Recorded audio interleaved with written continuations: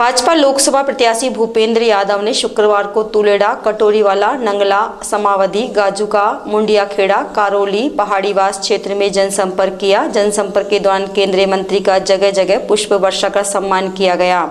केंद्रीय मंत्री भूपेंद्र यादव ने जनसंपर्क यात्रा के दौरान युवाओं, बुजुर्गों, महिलाओं सहित दुकानदारों से बातचीत की। केंद्रीय मंत्री यादव का इलाके में कई जगह बड़ी फूल माला पहनाकर और साफा बांधकर सम्मान किया गया।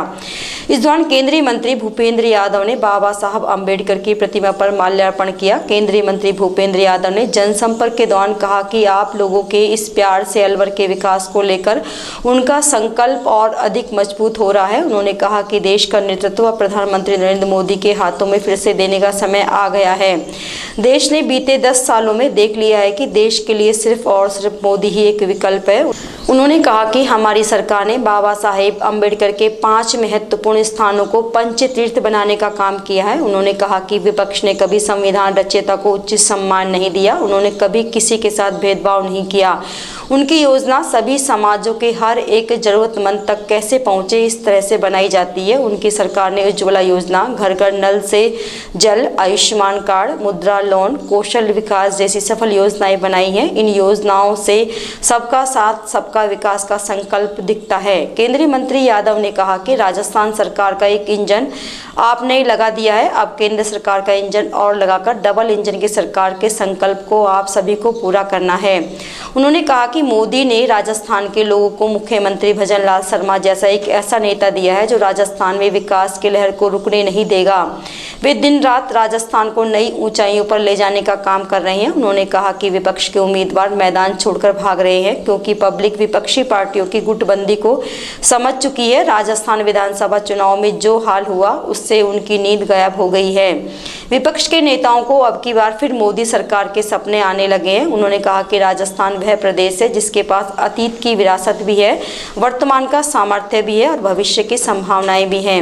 राजस्थान की ये त्रिशक्ति देश का सामर्थ्य भी बढ़ाती है। राजस्थान का विकास भारत सरकार के लिए बहुत बड़ी प्राथमिकता है। उन्होंने राजस्थान में एक्सप्रेसवे, हाईवे और रेलवे जैसे आधुनिक इंफ्रास्ट्रक्चर पर बहुत फोकस किया है। दिल्ली मुंबई एक्सप्रेसवे हो या अमृतसर जामनगर एक्सप्रेसवे, वे राजस्थान में लॉजिस्टिक्स से जुड़े सेक्टर को नई शक्ति देने वाले हैं। राजस्थान भारतमाला परियोजना के सबसे बड़े लाभार्थियों में से एक महत्वपूर्ण राज्य है। उन्होंने सभी से अपील करते हुए कहा कि 19 अप्रैल को कमल के फूल पर वोट देकर प्रधानमंत्री के अब की बार 400 पार के संकल्प को पूरा करने में सहयोग दें। करौली में बाबा साहब अम्बेडकर की मूर्ति के नीचे खड़ा होकर आपसे बात कर लो। इस देश का संविधान बाबा साहब अम्बेडकर ने बनाया। बाबा साहब जिनका जन्म मऊ में हुआ था, सूबेदार राम जी के घर में, और उसके बाद बाबा साहब इंग्लैंड पढ़ने गए थे। वहां बड़ी पढ़ाई करके उन्होंने देश की अर्थव्यवस्था कैसी होनी चाहिए और पॉलिसी पे उन्होंने बहुत कुछ लिखा। और यही कारण था कि जब दिल्ली आए तो संविधान की प्रारूप समिति का बाबा साहब को अध्यक्ष बनाया और वो दिल्ली में रहे थे।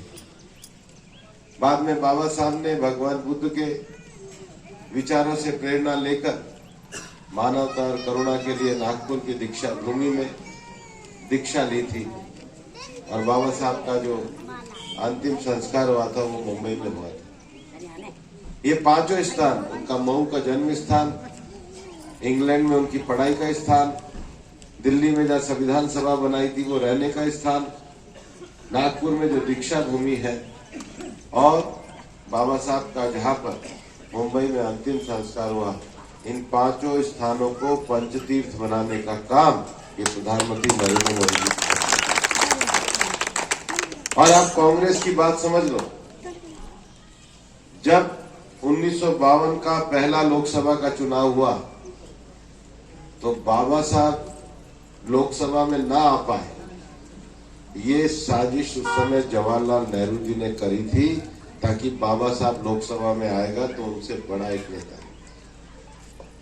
इतना ही नहीं, कांग्रेस का जब शासनकाल चला तो कांग्रेस ने कभी बाबा साहब को भारत रत्न नहीं, जो जिसने संविधान बनाया उसको भारत रत्न कभी कांग्रेस ने नहीं दिया, क्योंकि कांग्रेस को तो भारत रत्न सब एक ही परिवार में दिखते हैं, गांधी परिवार।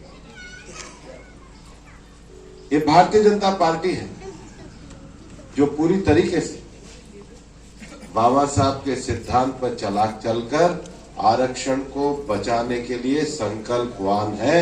संविधान में बाबा साहब का दिया हुआ आरक्षण हमारी पार्टी और नेता नरेंद्र मोदी ये पूरी तरीके से सुरक्षित रखेंगे, इसमें कोई झूठ नहीं है। कांग्रेस को झूठ फैलाने की आदत है, झूठी बातें कहने की आदत है, और उनका तो झूठ इसी बात से समझ में आता है कि हिंदुस्तान में 10 साल से तक राज उन्होंने यूपीए के नाम से चलाया। अब जब यूपीए की दुकान में कोई सामान नहीं बचा तो एक नया नाम इंडिया लेकर के आ गया, क्योंकि यूपीए के भ्रष्टाचार में तो कईयों को जेल हो गई। अब उन्होंने सोचा भाई यूपीए के नाम से नहीं चलते तो लोग इंडिया के नाम से ही वोट दे दें। इंडिया के नाम की भी बुरी हालत ये हो गई कि आज इंडिया के दल तो उनको छोड़ के जा ही रहे हैं, राजस्थान में कांग्रेस के उम्मीदवार भी टिकट छोड़ के भागे। खड़गे साहब तो कह रहे हैं कि मैं क्या करूं, कांग्रेस के कोई बड़े नेता चुनाव ही नहीं लड़ना चाहते, क्योंकि सबने जनता से इतनी बेईमानी कर रखी, सबने जनता को इतना धोखा दे रखा, सबने जनता को इतना सता रखा। और इसलिए मैं आपको ये कहना चाहता हूं भाइयों, हमारी सरकार पूरी तरीके से देश की जनता के लिए समर्पित सरकार है। आज तक भारतीय जनता पार्टी सरकार की कोई योजना हो, हमारी उज्ज्वला योजना हो, बैंकों में अकाउंट खोलने की योजना हो, आयुष्मान योजना के कार्ड हो, हमारे राजीव का मिशन हो, हमने कभी किसी से भेदभाव करने का काम नहीं किया, क्योंकि बिना भेदभाव करे शासन करना ही मोदी की गारंटी है।